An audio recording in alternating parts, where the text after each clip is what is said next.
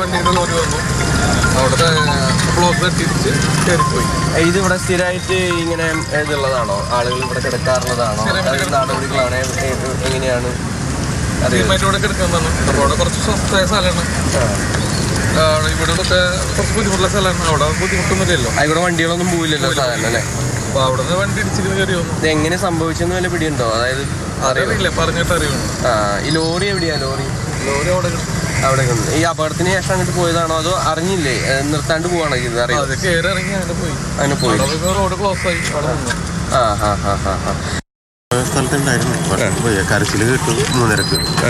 അത്ര അറിവ്. അത്രേ ഉള്ളൂ. ചേട്ടൻ ഉണ്ടായിരുന്നു ഈ ഭാഗത്തുണ്ടായിരുന്നില്ല അല്ലേ? Okay okay. ഇതിപ്പം ഇവിടെ സ്ഥിരമായിട്ട് ഇവരിവിടെ തങ്ങുന്നവരാണ്? എവിടത്തുകാരാണെന്ന് അറിയോ? സ്ഥിരമായിട്ടുണ്ട്. 10-25-30 പേരുണ്ട്. അവരിവിടെ തന്നെയാണോ? തന്നെ സ്ഥിരമായിട്ട് താമസിക്കുന്നത്.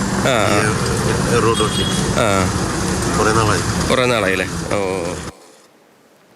MS ലിഷോയ് വിവരങ്ങളുമായി ചേരുന്നു. ലിഷോയ്, രാവിലെ ഒരു ഗുഡ് മോർണിംഗ് ഒന്നും പറയാൻ പറ്റുന്ന അവസ്ഥയിലല്ല ആ സാഹചര്യമെന്ന് നമുക്കറിയാം. വളരെ ദാരുണമായ സംഭവമാണ്. ഇത് എപ്പോഴാണ് സംഭവിച്ചത്? എങ്ങനെയായിരുന്നു?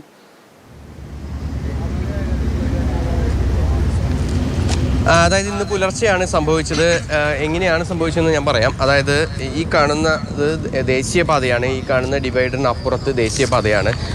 അവിടെ നിന്നും വാഹനങ്ങൾ നേരെ ഇങ്ങോട്ടേക്ക് ഇവിടെ വഴിതിരിച്ച് വിടുകയാണ് പ്രധാനമായും ചെയ്യുന്നത്. അതായത് ആ ദേശീയപാതയിൽ നിന്ന് വാഹനങ്ങൾ ഈ കോഴിക്കോട് ഭാഗത്തു നിന്നെല്ലാം തന്നെ നേരെ ഇങ്ങോട്ടേക്ക് വരുന്നു.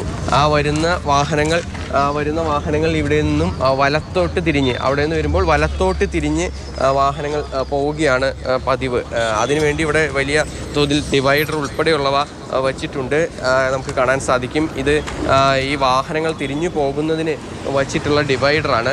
ഇവിടെ നിന്നും ആ നേരെ വരുന്ന വാഹനങ്ങൾ ഇവിടെ നിന്നും വലത്തോട്ട് തിരിഞ്ഞു വേണം അങ്ങോട്ടേക്ക് പോകാൻ. സാധാരണഗതിയിൽ ഒരു ചെറിയ ഡിവൈഡർ പോലൊക്കെയാണ് കാണാൻ സാധിക്കുക. ആ ഡിവൈഡർ ബോർഡ് അല്ല പക്ഷേ ഇവിടെയുള്ളത്. അതായത് വലിയൊരു മതിൽ പോലെ തന്നെ, അല്ലെങ്കിൽ വലിയൊരു വാഹനങ്ങൾ കടക്കാതിരിക്കുന്നതിന് വേണ്ടി തന്നെ അതിൽ കൃത്യമായ റിഫ്ലക്ടറൊക്കെ ഒട്ടിച്ചിട്ടുണ്ട്. 20 കിലോമീറ്റർ സ്പീഡിൽ മാത്രമേ വാഹനങ്ങൾ പോകാൻ പാടുള്ളൂ എന്നുള്ള കാര്യങ്ങളും എഴുതിയിട്ടുണ്ട്. പക്ഷേ ഈ വാഹനം ഇങ്ങോട്ടേക്ക് വലത്തോട്ട് തിരിഞ്ഞ് പോകാതെ നേരെ ഇവിടെ ഈ വച്ചിരിക്കുന്ന തടസ്സം ഇടിച്ച് തകർത്തുകൊണ്ട് നേരെ മുന്നോട്ടേക്ക് പോവുകയായിരുന്നു. നമുക്ക് കാണാൻ സാധിക്കും ഇവിടെ ഇതെല്ലാം തന്നെ പൊട്ടിപ്പൊളിഞ്ഞ് കിടക്കുന്നുണ്ട്. അത് ഈ ലോറി ഇടിച്ച് അകത്തേക്ക് കയറിയതാണ്. അങ്ങനെയാണ് ഇതൊക്കെ പൊട്ടിപ്പൊളിഞ്ഞ് ഇങ്ങനെ കിടക്കുന്നത്. ഇവിടെ ഇതൊക്കെ ഈ ലോറികളൊക്കെ അല്ലെങ്കിൽ മറ്റു വാഹനങ്ങളൊന്നും കയറാതിരിക്കുന്നതിന് വേണ്ടി, ഇത് ചെറിയ വാഹനങ്ങളായിരുന്നെങ്കിൽ ഒരുപക്ഷെ ഇത് തകർത്ത് മുന്നോട്ട് പോകാനായി അങ്ങനെ കഴിയില്ല. കാരണം അത്യാവശ്യം ഈ കാറും മറ്റ് വാഹനങ്ങളും ഒക്കെ കടക്കണമെങ്കിൽ അത്യാവശ്യം നല്ല ഉറപ്പുള്ളതൊക്കെ തന്നെയാണ്. പക്ഷേ ലോറി ആയതിനാൽ തന്നെയും, തടി ലോറി ആയതിനാൽ തന്നെയും ഇടിച്ച് നേരെ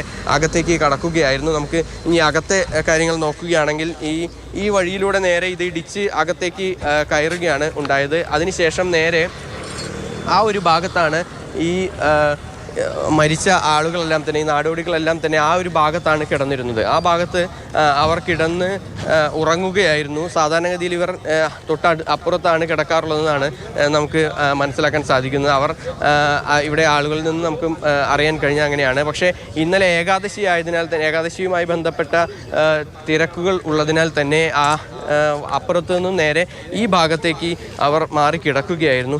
വാഹനം, ഈ ലോറി നേരെ ആ ദിശയിൽ നിന്ന് വന്ന് നേരെ ഇവരുടെ ദേഹത്തു കൂടി പാഞ്ഞ് കയറുകയായിരുന്നു. പക്ഷേ ഇവിടെയൊന്നും തന്നെ ലോറി നിർത്തിയുമില്ല.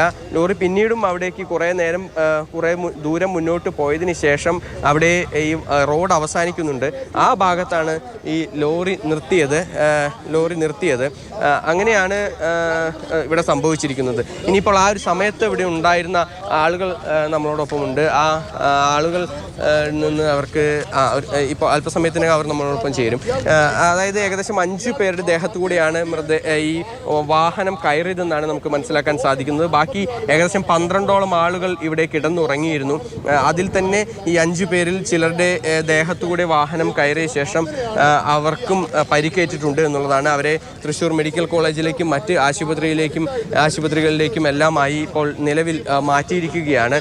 വലപ്പാട് പോലീസാണ് ഇതുമായി ബന്ധപ്പെട്ട കേസെടുത്തിരിക്കുന്നത്. ഈ ലോറി ഡ്രൈവറെ പതിവായി അവിടെ തമ്പടിച്ചിരിക്കുന്നവരാണോ? തീർച്ചയായും അവർ പതിവായി ഈ ഭാഗത്ത് തമ്പടിച്ചിരിക്കുന്നവരാണ് എന്നുള്ളതാണ് നമുക്ക് ഇവിടെ എത്തിയ ആളുകളിൽ നിന്ന് മനസ്സിലാക്കാൻ സാധിച്ചത്. അതായത് അവർ ഈ ഭാഗത്ത് തന്നെ കുറേ നാളുകളായി കൂട്ടമായി ഇവിടെ തങ്ങാറുള്ളവരാണ്. ഇത് ഇവിടെ കഴിയാനൊരു ഒരു പ്രധാനപ്പെട്ട കാരണമുണ്ട്. ഇവിടെ മറ്റ് ശല്യങ്ങളൊന്നുമില്ല.